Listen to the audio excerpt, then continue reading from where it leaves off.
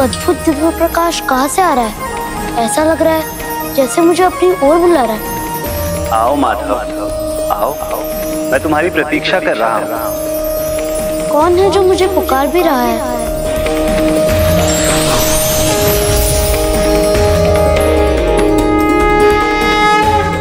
मैं अपने धाम में तुम्हारी प्रतीक्षा करूंगा।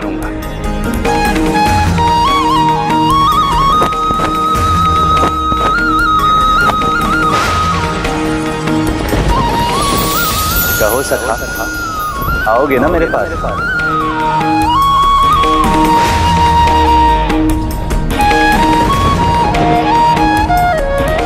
ये कौन है? कितना मनोहर रूप है इनका।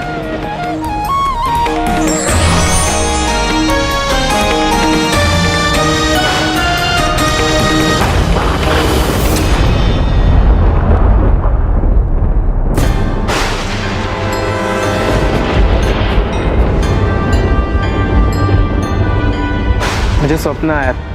मुझे भी। विचित्र भी था मेरा स्वप्न और सुंदर भी।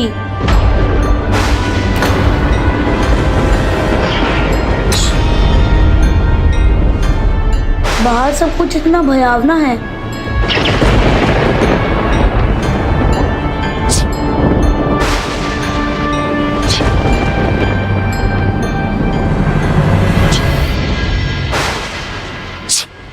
क्या हुआ पुत्र? लगता है तुम्हें ठंड लग रही है। माधव, मैंने तुम्हें समझाया था, ऐसे मौसम में बचकर रहना चाहिए। पहले ही तुम्हारा स्वास्थ्य ठीक नहीं है। पुत्र रामदास, अपने भाई के लिए कंबल लेके आओ। लगता है इसका स्वास्थ्य और बिगड़ गया है। क्षमा, बिला। अल्प आयु में किसी संदेश को समझना सरल नहीं होता। जो उन्होंने देखा उसे समझने में वे भी समर्थ नहीं थे। दूसरी ओर उनकी माँ अपने पति के अचानक स्वर्गवास से सहम गई थीं और उनकी सुरक्षा को लेकर बहुत सावधान हो गईं, विशेष रूप से दोनों में छोटे माधव दास के प्रति। माँ, मैं एक कंबल में ही तपा जा रहा हूँ और आपने दूसरा भी उड़ा दिया। हाँ माँ, ये तो ठीक ही है। एक दो छींकें ही तो आई हैं, इसे कुछ नहीं हुआ है। अच्छा, तुम दोनों को बहुत पता है ना, ये रोग थोड़े से आराम होकर धीरे धीरे विकराल रूप ले लेते। रामू, तुम इसके साथ बैठो, मैं काढ़ा लेकर आती हूँ।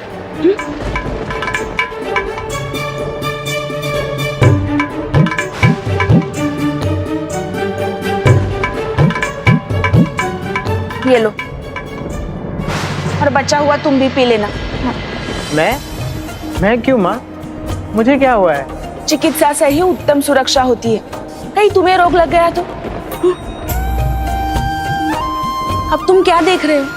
पानी ठंडा हो जाए उसके पहले भाप ले लो।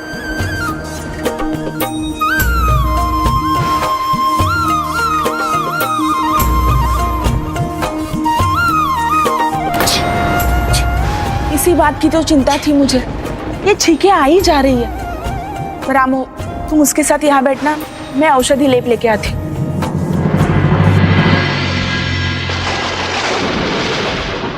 माँ!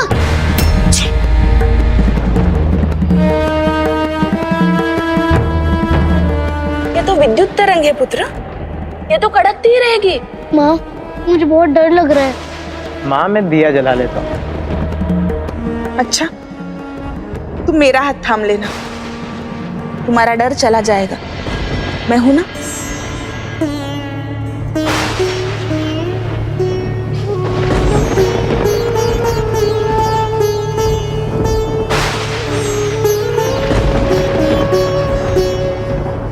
और जब मैं रहूंगी तुम्हें डरने की कोई आवश्यकता नहीं है। माँ, आप मेरा हाथ कभी मत छोड़ना, तो मुझे डर नहीं लगेगा। मैं तुम्हारा हाथ कभी नहीं छोड़ूंगी। और भला मैं कहाँ जा रही हूँ? मुझे वचन दो माँ। मैं वचन देती हूँ, मैं तुम्हारा हाथ कभी नहीं छोड़ूंगी।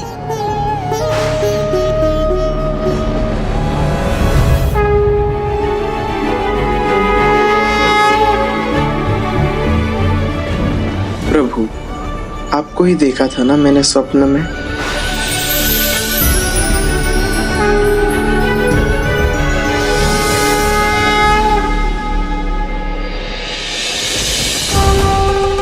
मेरे पिताजी की पुस्तकें हैं, इनमें भी तो आपका ही नाम है। इन्हें पढ़ता हूँ। रामदास अपने स्वप्न का अर्थ समझने का प्रयास कर रहा था और अपने मन में उत्पन्न हुए प्रश्नों के उत्तर वो धार्मिक ग्रंथों में ढूंढने लगा।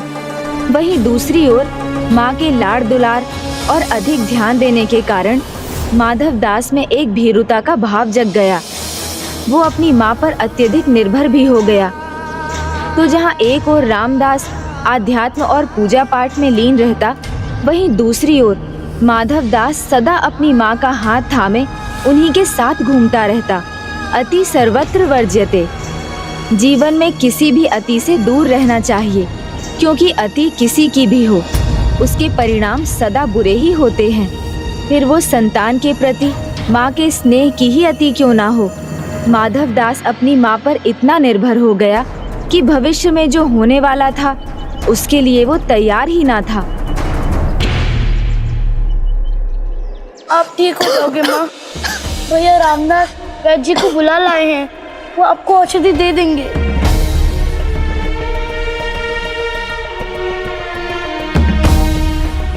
सत्य बताकर इन्हें दुखी नहीं कर सकता। क्या हुआ पुत्र? वैद्य जी ने क्या कहा? यही कहा माँ कि उनकी औषधि से आप 2-3 दिन में बिल्कुल ठीक हो जाओगी। सत्य को मत छुपाओ पुत्र। कुछ दिनों से तुम यही तो कहते आ रहे हो। मुझे पता है मेरे पास अब समय नहीं है। कभी भी मुझे जाना पड़ेगा। नहीं नहीं नहीं माँ, आप मुझे छोड़कर नहीं जा सकती। आपने मुझे वचन दिया था, आप मुझे नहीं छोड़ेंगी। वो कौन माँ होगी पुत्र जो अपने पुत्र से दूर रहना चाहेगी, लेकिन नियति के आगे सब विवश। तुम्हारी माँ भी पुत्र, मुझे क्षमा करना। मैं तुम्हें दिया हुआ वचन पूरा नहीं कर सकती। नहीं माँ, आप नहीं जा सकती। मेरा ध्यान कौन रखेगा? और जब मुझे डर लगेगा तो मेरा हाथ कौन थामेगा?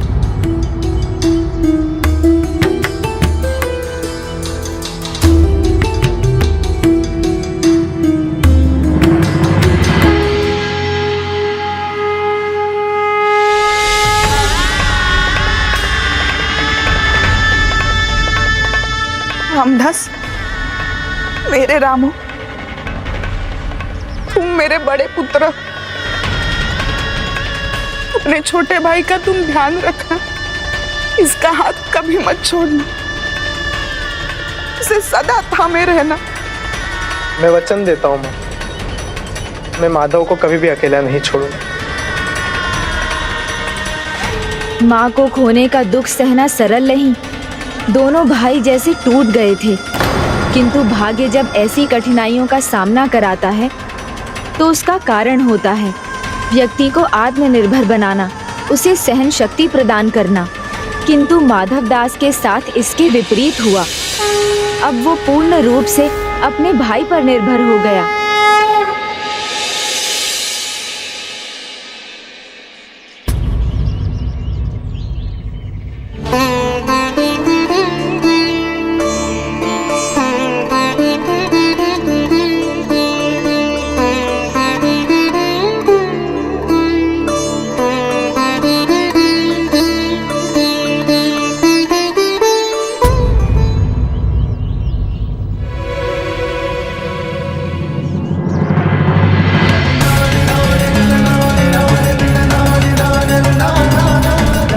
भैया, भैया रामदास,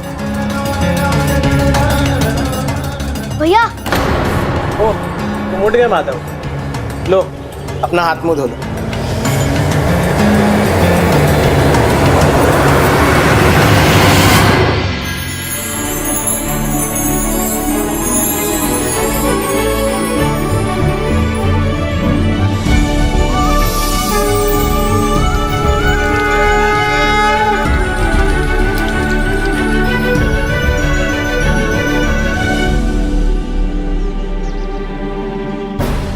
भैया, भैया। चलो माधवदास, जल लेकर चलते हैं हम।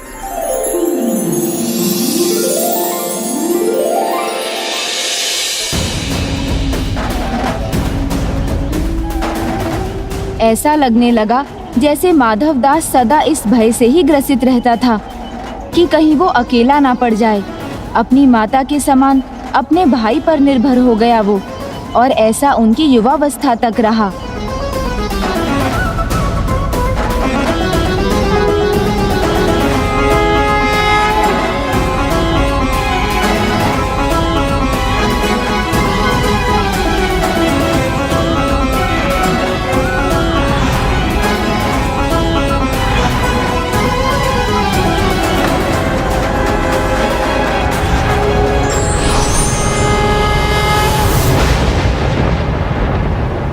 ध्यान में जाने पर भय लगता है मुझे।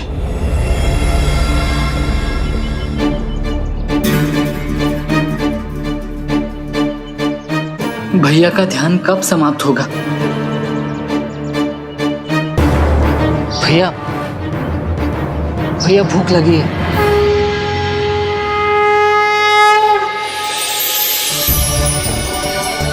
क्षमा करना अनुज, ध्यान में समय का अनुमान ही नहीं लगा।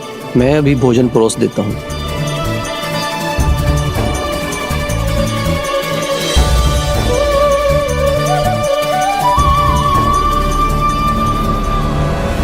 भैया को लगता है मुझ में बहुत बचपन है, किंतु अभी उन्हें अपने स्वप्न के बारे में बताया तो वो यही सोचेंगे मैं कुछ मनगढ़ंत बात कह रहा हूं। क्या हुआ, कुछ कहना चाहते हो?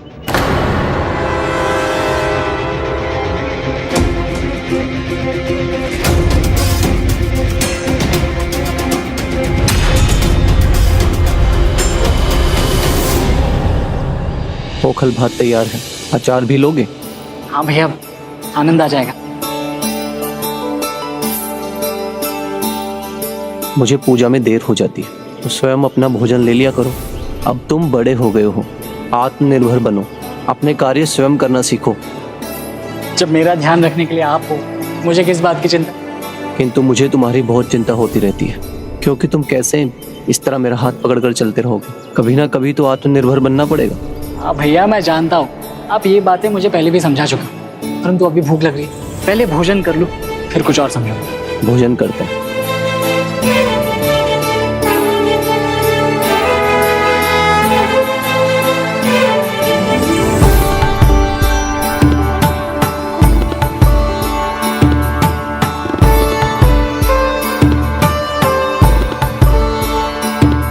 इतना निर्दोष निष्कपट है इसका मन, किंतु कभी तो अपने दायित्व इसे संभाल नहीं होंगे, कभी तो बड़ा होना होगा।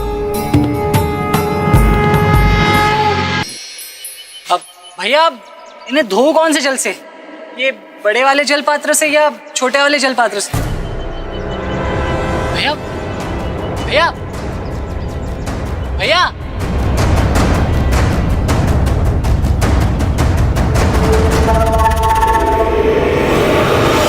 भैया,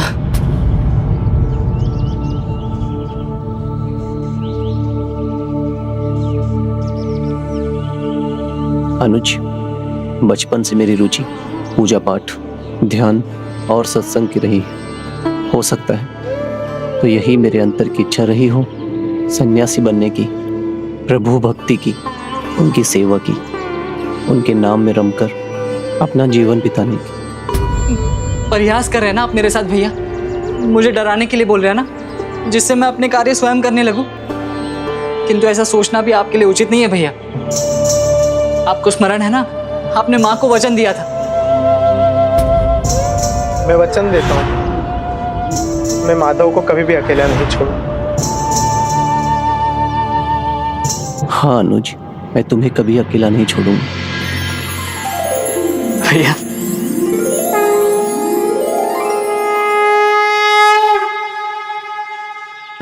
अर्थात माधव दास ने अपने भाई को रोक के रखा था, सन्यासी बनने की उसकी इच्छा को पूर्ण नहीं होने दे रहा था। हाँ, किंतु उन दोनों भाइयों का साथ रहना नियति को स्वीकार नहीं था। क्यों प्रभु? अन्याद विधाते पुरुष करोति विधि कथा। मनुष्य इच्छा करता है, किंतु वो पूर्ण होगी या नहीं, इसका निर्णय भगवान करते हैं। रामदास अपनी नियति को पहचान चुका था, उसे स्वीकार करना चाहता था, तो प्रभु श्री कृष्ण ने उसकी सहायता करने का निर्णय लिया।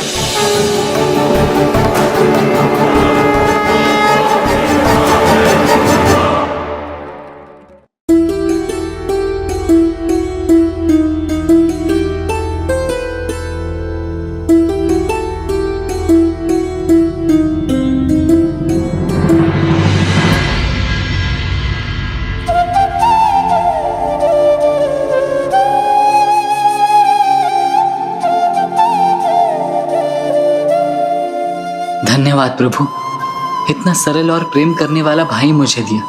बस मेरा भाई सदा मेरे साथ रहे, यही कामना करता हूँ।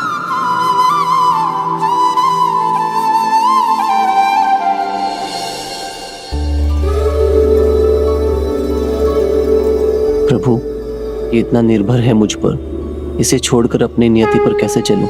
संन्यास कैसे लूं मैं? आप ही कोई संकेत दीजिए प्रभु, कोई मार्ग दिखाइए जिससे माँ को दिया वचन भी भंग ना हो और मैं अपनी नियति द्वारा निर्धारित पथ पर भी चल सकूं। हे प्रभु, सहायता कीजिए मेरा मार्गदर्शन कीजिए।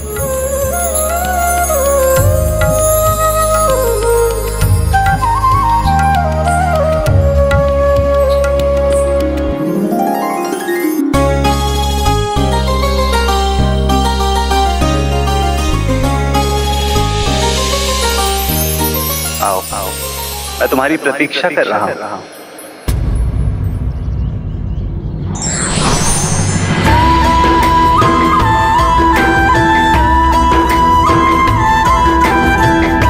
प्रभु,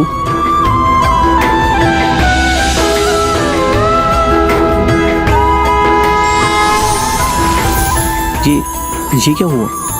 मैं सन्यासी की वेशभूषा में कैसे? नियति को कोई टाल नहीं सकता वत्स।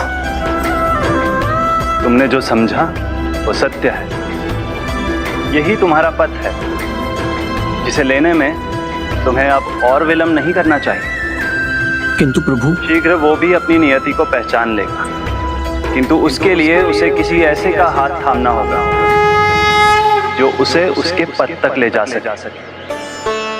जीवन साथी ही एक दूसरे का उचित मार्गदर्शन करते हैं। एक दूसरे का हाथ थामकर जीवन के हर मोड़ पर एक दूसरे का साथ निभाते हैं।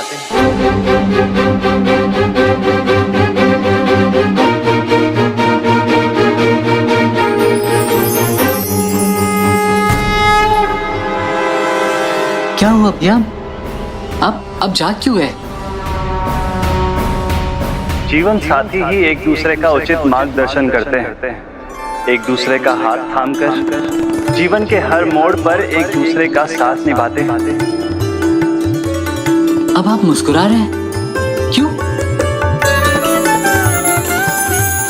तुम्हारा विवाह, इसका विचार कर प्रसन्न हो रहा हूँ।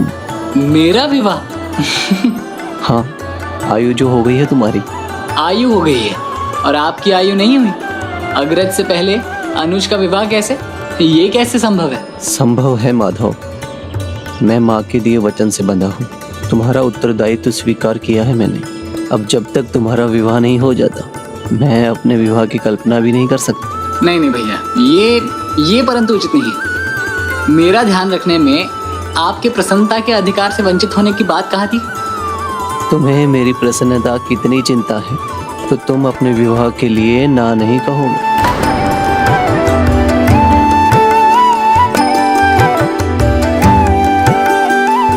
तो क्या भाई के कहने पर माधव दास विवाह के लिए मान गया? सरलता से तो वो नहीं माना, किंतु फिर रामदास के आगे उसे झुकना ही पड़ा और रामदास अपने छोटे भाई माधव दास के लिए योग्य कन्या ढूंढने में जुट गया। किंतु वो एक सौम्य, सहनशील, समझदार कन्या ही चुनना चाहता था और कन्या को ढूंढने की यात्रा दोनों भाइयों को जगन्नाथपुरी क्षेत्र ले आई, जहां माधव दास अपनी नियति के और निकट जाने वाला था।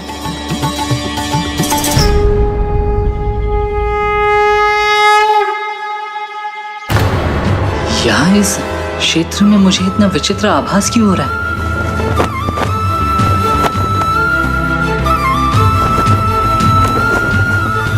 ऐसा क्यों लगा जैसे मेरे पीछे कोई ध्वजा फड़फड़ाई हो? क्या हुआ अनुज माधव? नहीं, कुछ नहीं भैया।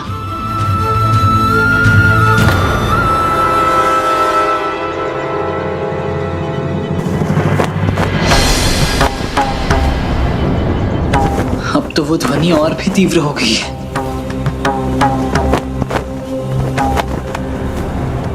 कैसी ध्वजा है ये?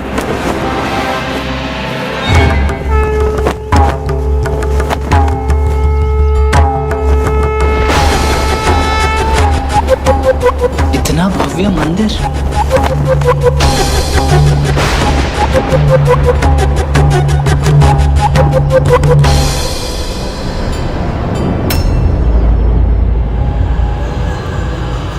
क्या हुआ है?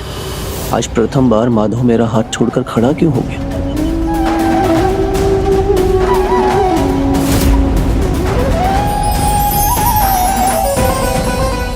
मैं तो अभी भी तुम्हारी प्रतीक्षा कर रहा हूँ। तुमने वचन दिया था तुम आओगे।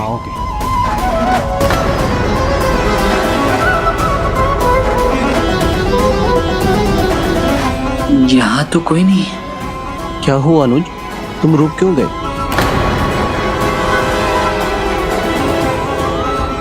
एक और भैया मेरे विवाह की तैयारी में है, वही दूसरी ओर मैं इन्हें ये कहूँगा कि यहाँ प्रभु के स्वर का भव्य मंदिर का आभास हो रहा है, तो वो मुझे फिर बालक समान ही न मान ले। अनुज, तुम्हारे मन में जो कुछ भी है तुम मुझे बता सकते हो। वो भैया कुछ विचित्र सा आभास हुआ यहाँ, जैसे ये क्षेत्र इस भूमि से मेरा कोई विशेष संबंध हो, जैसे मुझे यहाँ कोई बुला रहा हो, जैसे ये मेरा अपना जाना पहचाना स्थान है, जैसे मुझे यहाँ कोई दायित्व निभाना हो। शीघ्र वो भी अपनी नियति को पहचान लेगा, किंतु उसके लिए उसे किसी ऐसे का हाथ थामना होगा जो उसे उसके पद तक ले जा सके। प्रभु लीला को कौन समझ पाया है? संभव है तुम्हारे इस आभास का तुम्हारी नियति से कोई संबंध है। तुम चिंता मत करो, आज नहीं तो कल तुम्हें तुम्हारी नियति का ज्ञान अवश्य होगा। आओ अनुज, शीघ्रता करते हैं, कन्या पक्ष वाले हमारी राह देख रहे होंगे।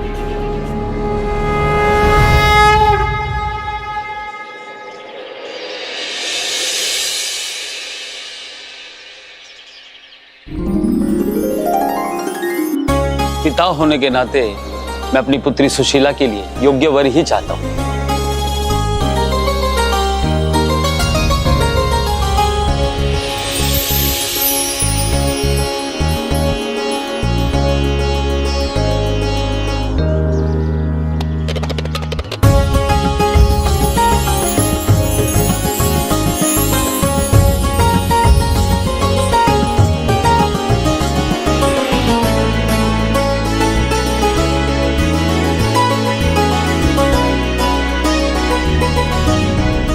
जल चाहिए मुझे, तो इस दरिद्र को जल पिला दो यहाँ।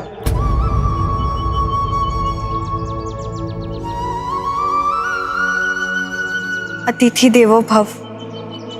अतिथि का स्वागत करना ही सबसे बड़ा धर्म होता है, किंतु जब कोई दरिद्र द्वार पर आ जाए तो उसे दरिद्र नारायण मानकर उसकी सेवा करना सबसे बड़ा धर्म होता है। क्षमा कीजिए, मैं इन दरिद्र नारायण को जल पिलाकर ही आपको जल प्रस्तुत करूंगी।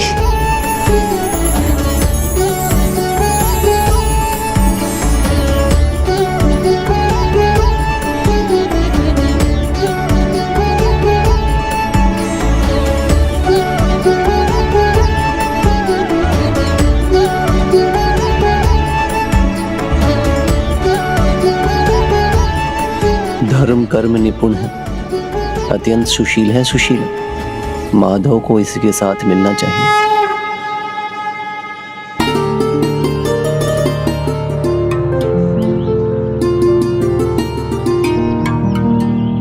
मेरे अनुज के लिए आपकी पुत्री से योग्य कन्या ढूंढने पर भी नहीं मिलेगी। यदि आपको और आपकी पुत्री को ये संबंध स्वीकार हो तो मैं शीघ्र ही अपना दायित्व निभाना चाहूंगा।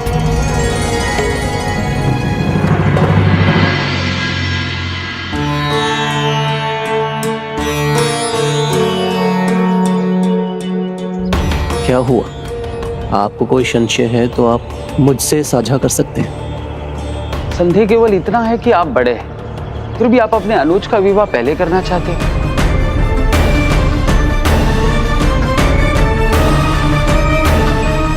मेरे मन का भाव मैं अपने अनुज पर उजागर नहीं कर सकता। बताता हूँ, मेरा रुझान सन्यास की ओर है, और एक सन्यासी के जीवन में विवाह का स्थान कहाँ। माधव का विवाह हो जाए, उसके बाद मैं अपनी धन संपत्ति इन दोनों को सौंपकर सदा के लिए प्रभु की भक्ति में लीन हो जाऊंगा। किंतु मैं माधव को अभी ये बता नहीं सकता, नहीं तो वो विवाह के लिए ना कर दे।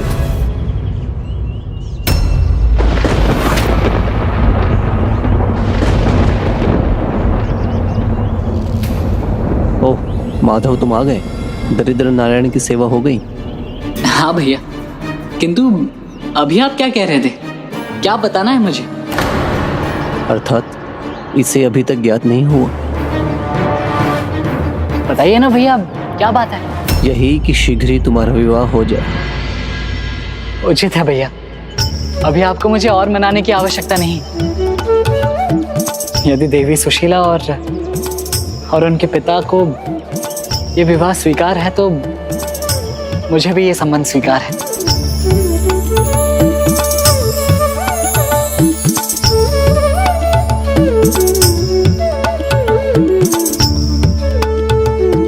प्रभु जगन्नाथ की यही इच्छा है।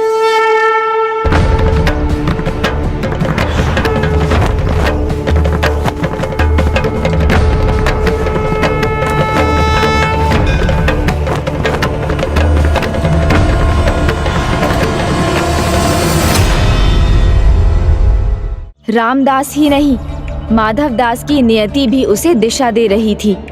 सब विधि के विधान के अनुसार घटित हो रहा था। कुछ ही दिनों में माधवदास और देवी सुशीला का विवाह हो गया।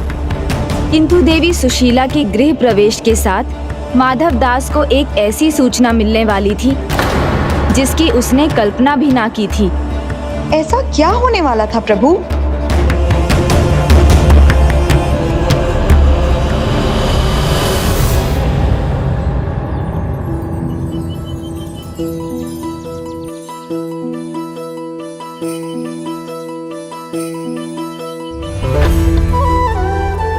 गंगा मौसी यहाँ क्यों है?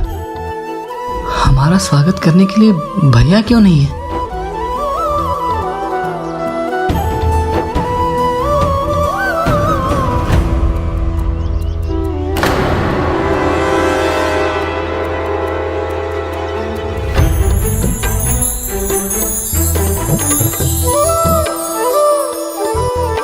भैया को यहाँ होना चाहिए था, वो कहाँ गए?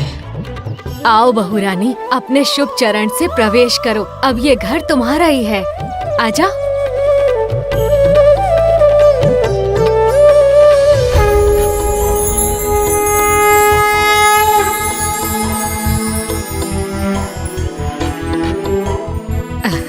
मैं तो तुम्हारी पड़ोसन हूँ बहुरानी, किंतु रामदास माधवदास मुझे मौसी पुकारते हैं, तो तुम भी मुझे मासी माँ समझो।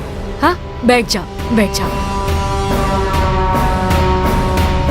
मेरे नेत्र तो भैया को ढूंढ रहे हैं, वो कहाँ है? मौसी, भैया कहाँ है? हमारा स्वागत तो उन्हें करना चाहिए था ना। अभी तो यही था। चिंता मत करो मेरे भाई, मैं यही हूँ।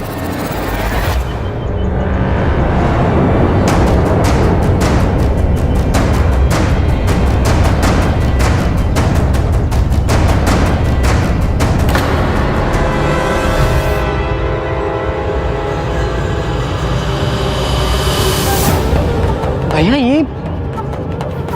ये कैसा भेष धर लिया आपने? मैंने तुमसे कहा था ना, तुम्हारे विवाह के पश्चात मैं वो कार्य करूंगा जिससे मुझे प्रसन्नता मिलती है। मुझे इसी में आनंद मिलता है। मैं संन्यास ग्रहण करना चाहता हूँ।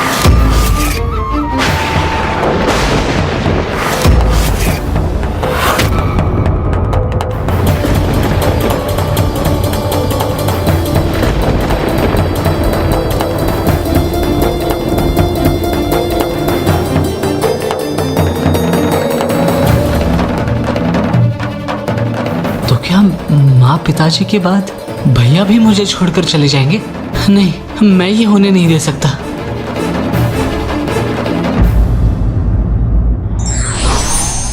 नियति व्यक्ति को हर एक समस्या और परिस्थिति से निकलने का विकल्प देती है। आवश्यकता है उसे समझने की। For more updates, subscribe to our channel, click the show links and enjoy watching the videos.